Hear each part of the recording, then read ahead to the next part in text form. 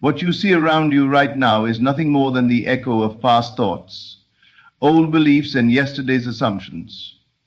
It is a photograph of a moment long gone, a snapshot of a mind you no longer have to live with. The greatest error you can make is to look at this picture and call it truth. The truth is not what is before your eyes. The truth is what you hold in the quiet of your imagination. The truth is the scene you dare to inhabit, the story you choose to tell yourself. The world will show you the reflection of your inner state, but only after a delay. So if you want tomorrow to look different, you must stop letting today dictate how you feel. Ignore your reality. It will try to speak loudly. It will wave its hands and demand your attention. It will tell you what's real, what's possible, and what's likely. But reality is a poor prophet. It only knows the past. You are the creator of the future. So just keep assuming. Assume that the desire is already fulfilled. Walk through your days as the one who has already received it. When you wake up in the morning, feel the satisfaction of it. When you go to bed at night, rest in the comfort of it. Let your assumption be more real to you than any circumstance. At first, your senses will argue. They will show you a bank account you don't like, a relationship you don't yet have, a body you wish were different.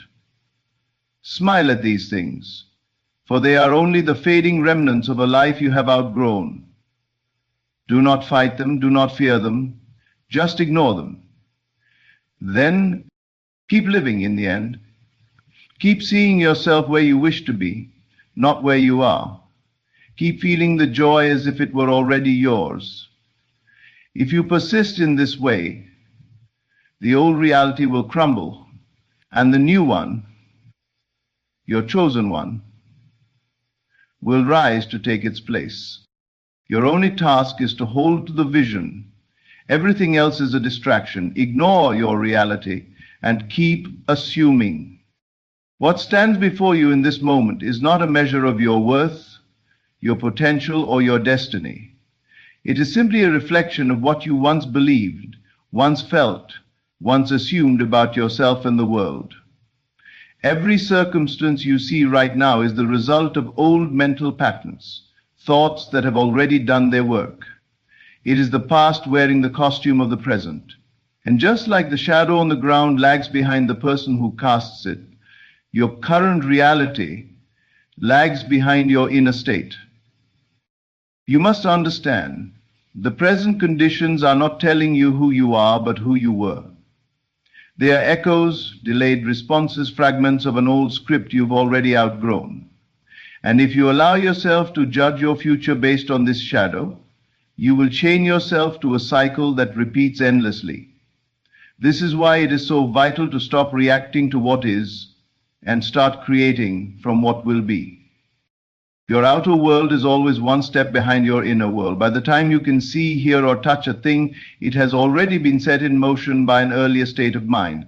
This means that whatever displeases you right now is not your enemy. It is simply outdated. Like an old photograph, it no longer represents your living truth. The danger comes when you forget this and begin to emotionally engage with what you dislike. The moment you give it your attention, your fear, or your frustration, you begin planting the seeds to experience more of it. The wise creator does not take present circumstances as an instruction for how to feel. They know that feelings are the blueprint of tomorrow.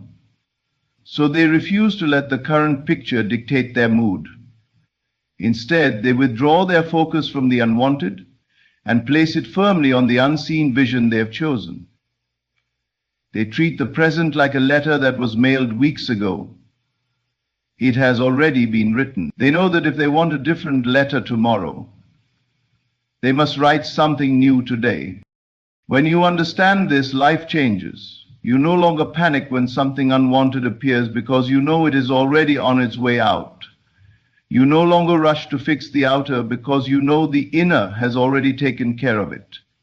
You stop begging circumstances to change and instead tend to the only thing that truly matters, your state of being.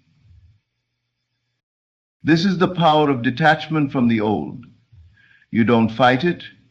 You don't hate it. You simply recognize that it's not current, not alive, not defining you anymore. You thank it for its message.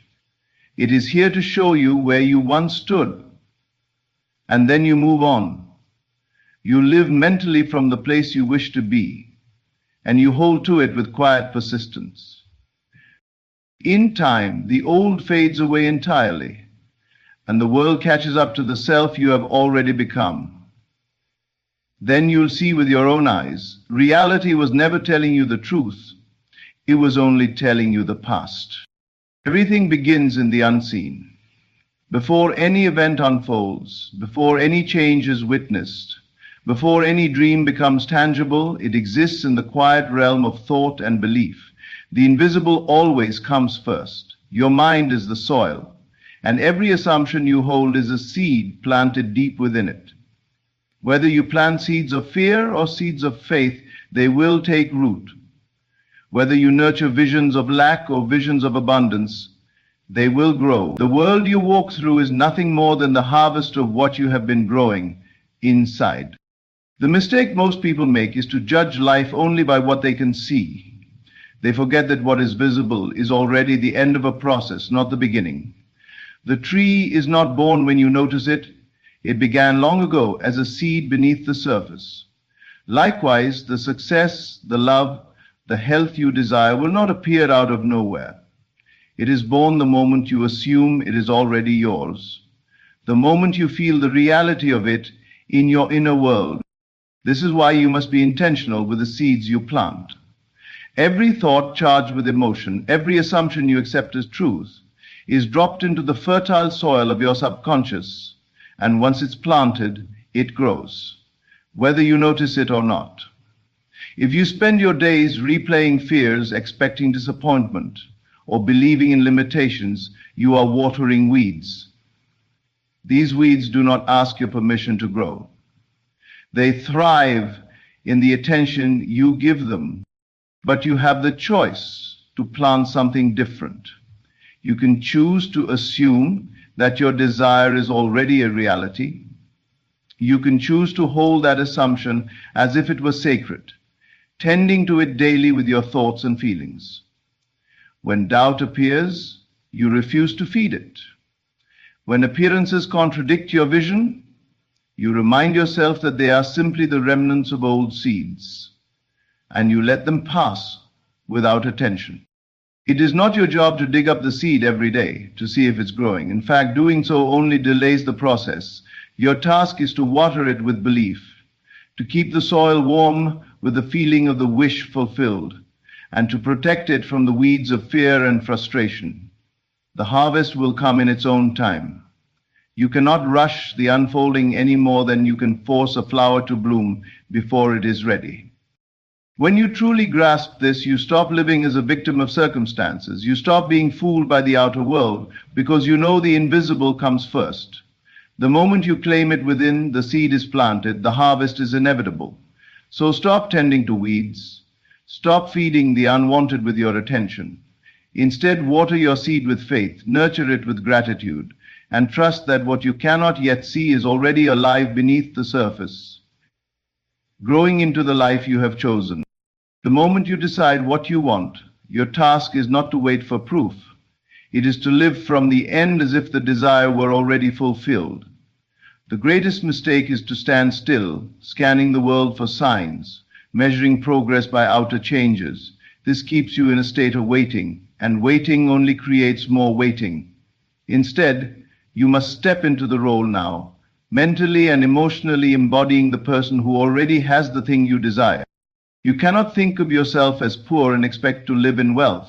You cannot see yourself as unloved and expect to be cherished. You cannot carry the feeling of someday and expect the gift to arrive today.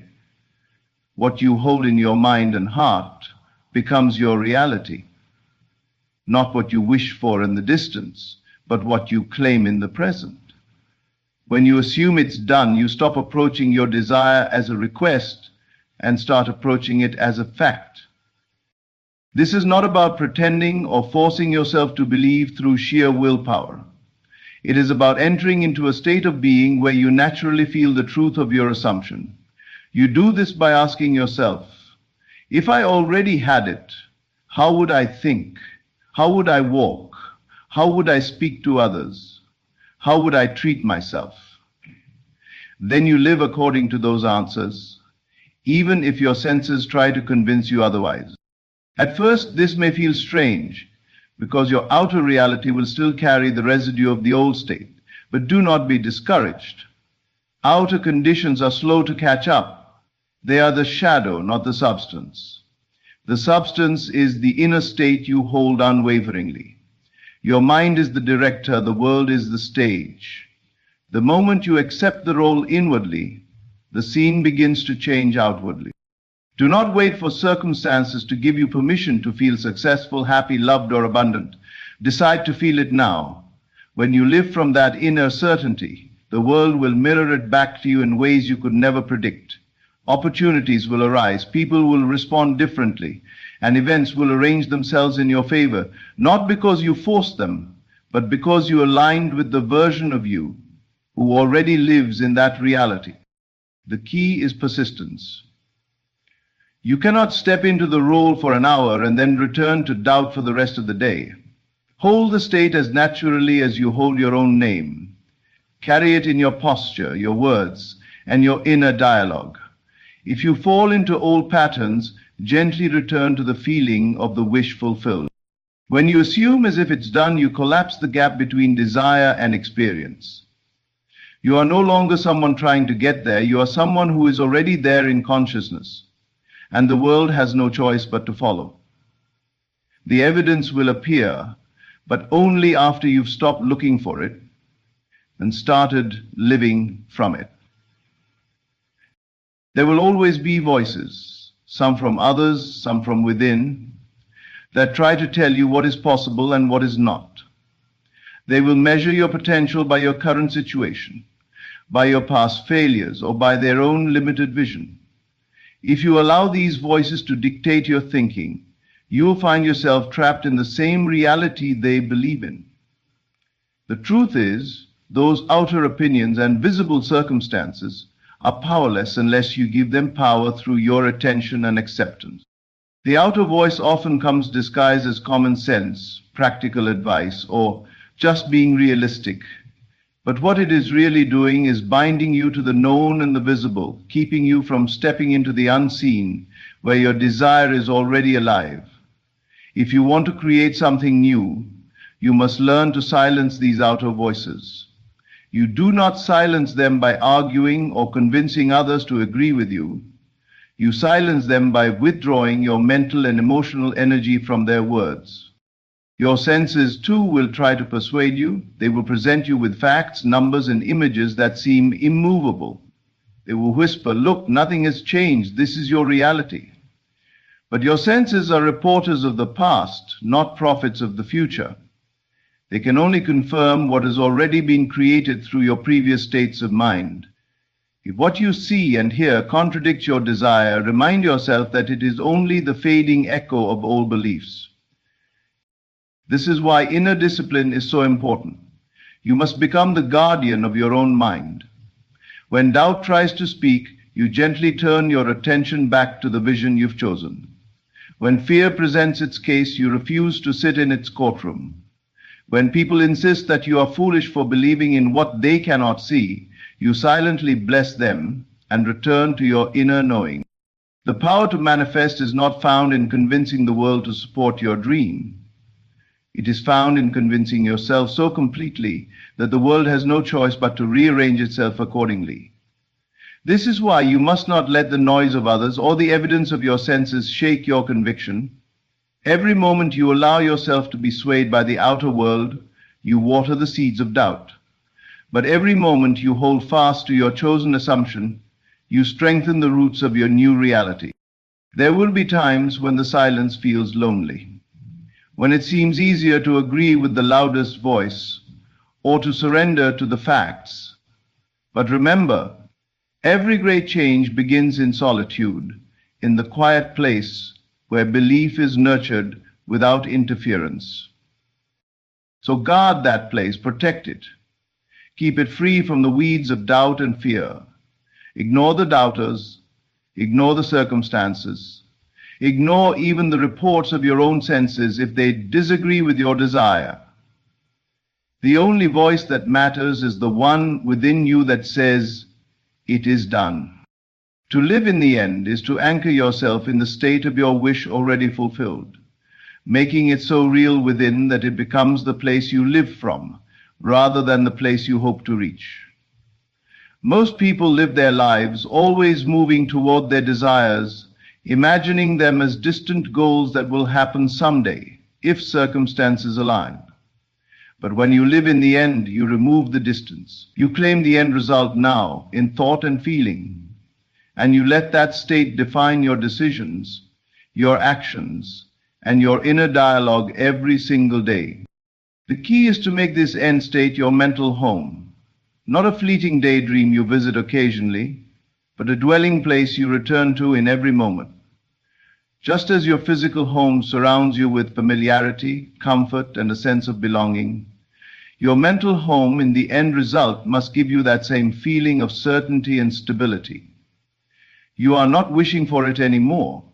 You are living it now. Thinking toward the desire keeps it in the future. It says, "I'm not there yet, but one day I will be." This posture of waiting only reinforces separation between you and your desire. Thinking from the desire, however, assumes you are already there. It says, "I am this now. I have this now. It is mine now." From that position, your actions, words, and expectations naturally align with the reality you have claimed. When you make the end your home, you stop reacting to the old world as if it still has authority over you. If your bank account does not yet reflect wealth, you do not panic. You know you are already the person who lives in abundance, and so the numbers must eventually match that truth. If you have not yet seen evidence of the relationship you desire, you do not despair. You know you are already loved, chosen, and cherished in the reality you have chosen to inhabit. The challenge for most is persistence. It's easy to visit the end when you feel good, but to live there daily requires discipline.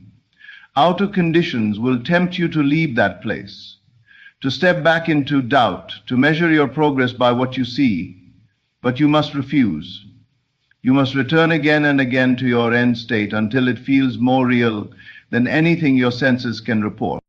Over time, this mental home becomes second nature. You stop looking for signs because you no longer need them. You are living the reality within yourself so completely that the outer must eventually conform.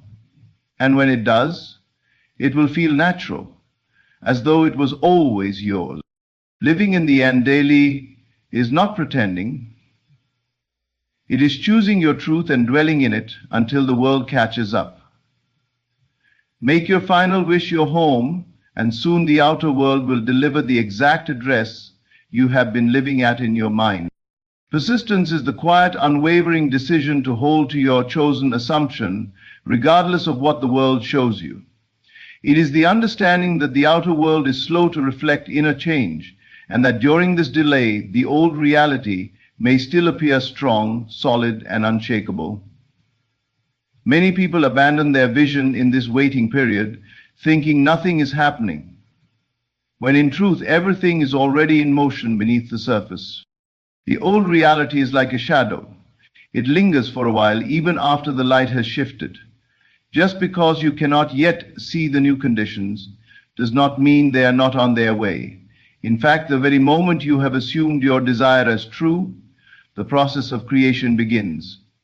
But if you look for constant proof, you pull yourself out of the state that makes fulfillment inevitable. Proof is the harvest. Assumption is the seed. The seed does not need you to keep digging it up. It needs you to trust. It will grow. Persistence means living in your chosen reality even when the evidence screams otherwise. It means refusing to let the temporary appearance of the old state dictate how you feel or what you believe.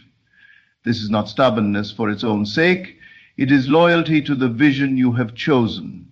When the outer contradicts you, you do not argue with it. You simply ignore it and return to the inner world, where the desire is already fulfilled. There will be times when nothing seems to be moving. You may feel like you are standing still while your vision remains far away. In those moments, remember that movement is happening in ways you cannot yet perceive. The world of form is rearranging itself, people and events are aligning, and unseen doors are preparing to open. Your only job is to keep the inner state alive, to remain the person who already has what they desire, even in the absence of proof. Persistence is also a test of faith. Not faith in luck or chance, but faith in the law that the inner creates the outer. If you know this to be true, there is no reason to give in to impatience or doubt. Time becomes irrelevant because the outcome is certain. The only variable is whether you will hold your assumption long enough for it to solidify into fact. When you persist, you become unshakable. You no longer chase proof because you understand it must appear. You stop measuring your progress by what is visible and start measuring it by your ability to remain in the state you have chosen. And then, one day, the world bends to your assumption so naturally that it feels as if it could never have been any other way. The old reality fades like a dream, and the new one stands before you, not because you demanded proof, but because you persisted until proof had no choice but to arrive. In the end, the power to transform your life lies not in reacting to what you see, but in mastering what you assume. Reality, as it stands today, is nothing more than the echo of past beliefs, a delayed reflection of states you no longer need to accept. The invisible comes first, for every change begins in the unseen realm of thought and feeling. By assuming as if your desire is already done, silencing the outer voices, living in the end daily, and persisting without the need for proof, you position yourself as the true creator of your experience. The world may resist at first.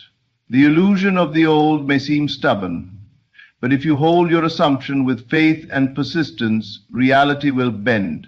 It always does. Your role is not to chase, beg, or plead. It is to choose, believe, and remain. The inner must be honored before the outer can reflect it, and the moment you live from your chosen state, the rest becomes inevitable. Stay loyal to your vision, ignore what contradicts it, and trust that what you have claimed within is already yours. The world will catch up. Thank you for listening.